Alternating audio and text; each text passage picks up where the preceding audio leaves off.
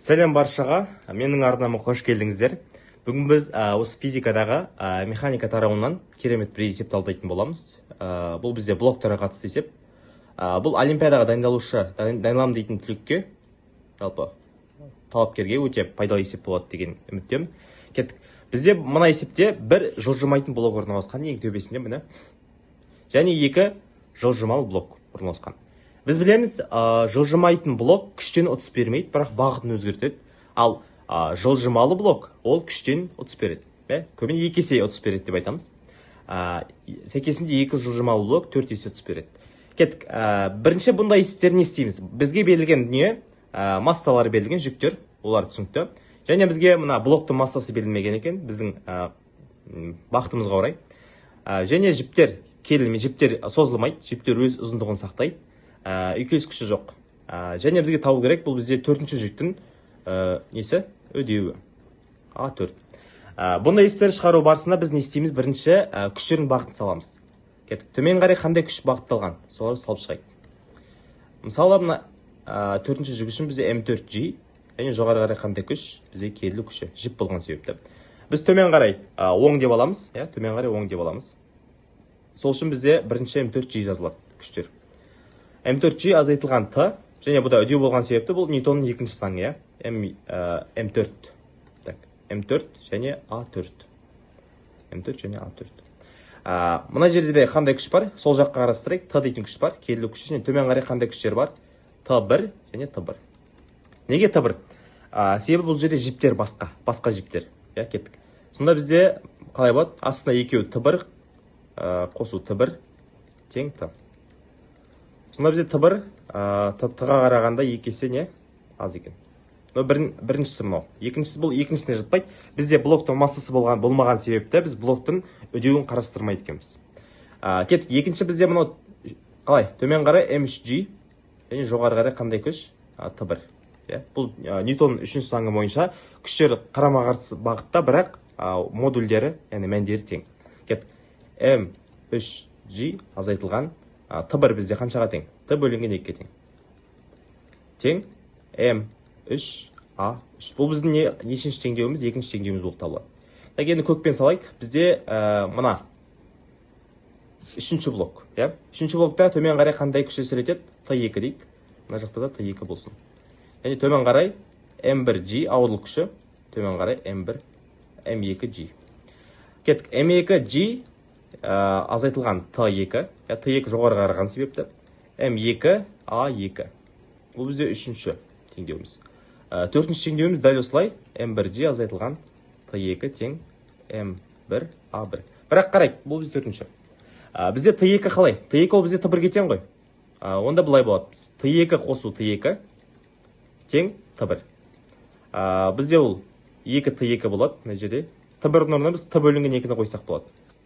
Сонда Т2 тең Т бөлінген 4. Осыны біз орнына қойсақ болады. Сонда бізде жерден кетіріп тастайық. Сонда қалай болады? Бұл жерде бұлай болады. Т бөлінген 4 есе 30 беріп тұр ғой. Т бөлінген 4. Қараңыздар, бізде жалпы бұл жерде қанша белгісіз. Жазып шығайық. Белгісіздердің саны қалай? Т бізде белгісіз, керілу күші белгісіз. А1 белгісіз, А2 белгісіз, А3 белгісіз және А4 белгісіз. Бізде белгісіздің саны бізде 5. Бірақ бізде теңдеу саны 4. Және бізге бір теңдеу қажет. Бұл бізде осы кинематикалық байланыс арқылы шығады. Біз оны төменде шығарып көрейік. Кеттік. Біз күштер жазып алдық. Бірінші принцип бұл жерде күштер жазып алу. Күштер жазу арқылы біз нені табу керек, нені таппау керек, соны анализдейміз. Кеттік. Ары қарай төменге түсейік. Бізде енді үдеулерді қалай байланыстырамыз? Бізде мынадай сөз айтылған, түсінікті, нити нерастижимы. Яғни олар жіптер созылмайды. Ол серіппе емес қой созылатын. Олар жіптер созылмай, сәйкесінше олар ұзындығын сақтайды. Біз мына принцип L тең константа. Бұл жалпы ұзындығы, жіптің жалпы ұзындығы. Біз бұл жерге координаттар өсімен енгіземіз. Төмен қарай бағыттаймыз, жаңағыдай. Y координаттарын бағыттаймыз. Мына жерде бізде бірінші блок бар, ол жылжымайтын блок. Оны біз 0 деп аламыз координата бойынша. Неге 0? Неге мына жерде? Неге дәл центріне аламыз? Себебі мына жердегі бөлік, мына қызылмен көрсетейін. Мына жердегі бөлік ол өзгермейді. Әрқашан пьер болып тұрады. Яғни жарты шеңбердің ұзындығы. бұл өзгермейді. Егер бұл өзгеретін болса, айтқым келген жіп төмен қарай түсіп кету керек. Бұл жерде болмау керек жіп. Бірақ бұл жер жіп әрқашан не болады? Болады екен. Тұрақты болады, өзгермейді. Сол үшін біз центріне аламыз. Себебі мына жақта не істейді? Мына жақта өзгере бастайды екен. Енді мына М4 деп тұр. Біз мына жерін аламыз. Жіптің бітетін жерін аламыз. Ол бізде X4 болсын. Біз мына жіптің ұзындығын табайық бірінші. Қалай табамыз? X4 азайтылған 0 қосылған. Енді қарайық. Мынау ше, мына блокты біз не деп алсақ болады? Мына блокты біз былай алсақ болады. X0 деп алайық. Және осы ұзындықты табайық енді біз. Біз ұзындықтармен жұмыс істеп жатырмыз. X0 азайтылған 0 тең константа. Так, бұл жеріне шығады, сонда X4 қосу X0 тең константа. Константа деген тұрақты деген сөз. Енді қарайық, біз мынадай түсінікті білеміз. Егер біз жолдан екі рет туындалсақ, бізде не береді екен? Ол үдеуді береді. Міне, осы принцип бойынша біз екі рет туындаламыз. Сонда A4 тең минус A0. Бізде бірінші байланыс орнады. Бұл бізде бірінші байланыс. Енді ары қарай кетейік. Тура осындай принцип. Мына жіпті қарастырайық, екінші жіп. Бұлардың кішкене тегі басқаша болғандықтан біз жіптерді бөлек-бөлек қарастырамыз. Бұл бізде X3. X3-ті табайық. X3-ті қалай тапсақ болады? X3 азайтылған X0. Қосамыз. Бұл түсінікті ғой, бұл біз ұзындығын тауып жатырық. Енді мына блокты біз не деп аламыз? Бір X0 штрих деп алайық. Және біз мына ұзындықты табамыз. Мына ұзындықты. Оны табу үшін не істейміз? Әрине X0 штрихтан азайтамыз X0-ді. Ол константа тағы да. Сонда бұл жерде не шығады? X3 қосылған X0 штрих минус 2X0. Константа. Бұны енді үдеулерімен жазайық. Үдеулерімен жазсақ қалай болады бізде? A3 қосылған A0 штрих тең 2A0. Бұл бізде не? Бұл бізде екінші байланыс. Біз екінші байланыс таптық. Енді бұл есепте соңғы байланыс қалды. Әрине ол дәл осындай принципе шығады. Бізде мына M2. M2 бізде X2 болсын. Және мына M1 бізде не болсын? X1 болсын. Негізі олар әртүрлі деңгейде орналасқан. Кеттік. X2. Так, астынан шығарайық біз. X2 азайтылған X0 штрих. Бұл мына ұзындық бізде. Енді біз мына ұзындықты табайық. Ол бізде дәл осындай, бірақ X1. X1 азайтылған X0 штрих. Тең константа. Енді, так, тура бір осындай сценарий. X2 плюс X1 минус 2X0 штрих. Тең 0. Немесе константа. Бұны біз үдеумен жазатын болсақ, A2 қосу A1 тең 2A0 штрих. Бұл бізде үшінші теңдеуіміз болған екен. Бұл бізде үшінші теңдеу. Енді біз не істейміз? Бұлардың бәрін бір-бірімен байланыстырайық. Бір бетке жазып алайық қазір. Так, бізде бірінші мынау. Так, былай жазайық. Біз бірінші... Так, бірінші етіп жазайық. Біріншісі болсын. Так. Екінші бізде қалай болады? Екінші бізде A4 тең минус A0. Бұл бізде екінші. Үшінші бізде қалай болды? Мынау A3 қосылған A0 штрих. Және ол неге тең? Бізде 2A0-ге тең екен. Бұл үшінші. Так, енді осыларды біз қалай байланыстырсақ болады? Бірінші біз былай істейік. Мына A0 бар ғой? A0-ді біз минус A4-пен алмастырайық. Алмаста қалай болады сонда? A3 қосылған A0 штрих тең минус 2A4. Бізде мынау қалды енді. Мына жақтан біз A0 штрихті шығарып алайық. A0 штрих. Бізде нешеге тең? A2 қосу A1 бөлінген 2. Осы мына жаққа апарып қоямыз. Апарып қойсақ, A3 қосылған A2 қосу A1 бөлінген 2. Мына жақтан минус 2A4 бар. Осыны шығаратын болса, 2A3 қосылған A2 плюс A1 және 2-ні мына жаққа көбейтеміз. Минус 4A4 шығады. Так, енді дұрыстап ақшанда жазбайық. Бізде мынадай не шықты? Байланыс шықты. Бұл бізде 5-ші теңдеу болып табылады. Біз барлық не істедік? Барлық үдеулерді бір-бірімен байланыстырдық.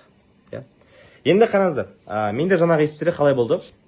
Менде A1 мен осы ең алғаш жазған осы Ньютон екінші заңынан мен үдеулерді шығарып алам. Үдеулерді шығарып алайын мен. Кеттік. Мен төртінші үдеуді шығарайын бірінші. Төртінші үдеудің формуласы қандай? A4 тең так, G азайтылған T бөлінген М4. М4 менде 6 екен, 6 килограмм. Бұл бізде мынау. Мен А3-ті шығарайын. А3-ті шығарсам қалай болады? G азайтылған Т бөлінген 2 и М3 бізде қаншаға тең? М3 бізде 3-ке тең. Бұл массаларды мен бірден жазып беріп жатырмын, бізге оңай болу үшін. Және А2. А2 бізде G азайтылған Т бізде 2 көбейтілген 2 екен. Және А1. А1 бізде қанша? G азайтылған Т мына жақта бізде жоқ, бұл жерде бізде 4 екен. 4 көбейтеміз. 4 есе бізде не болды ғой жаңа есепте. Мына жақта 4 көбейтілген 1 болады. Так, қарайық, бізде осылар шықты ғой. Енді біз не істейміз? Орындарына қоя береміз. Қарапайым. Бұл жерде орындарына қою арқылы шығарсақ болады. Кеттік қойық. Так, 2А3. Кеттік. 2А3 бізде G азайтылған Т бөлінген 6. Тең. Қосу А2. А2 бізде, жоқ, А2 екен, қосу А2 бар бұл жерде. Қосу А2. А2 бізде G азайтылған Т бөлінген 8. Және плюс А1 бар. А1 бізде дәл осындай G азайтылған Т бөлінген 4. Тең. Минус 4.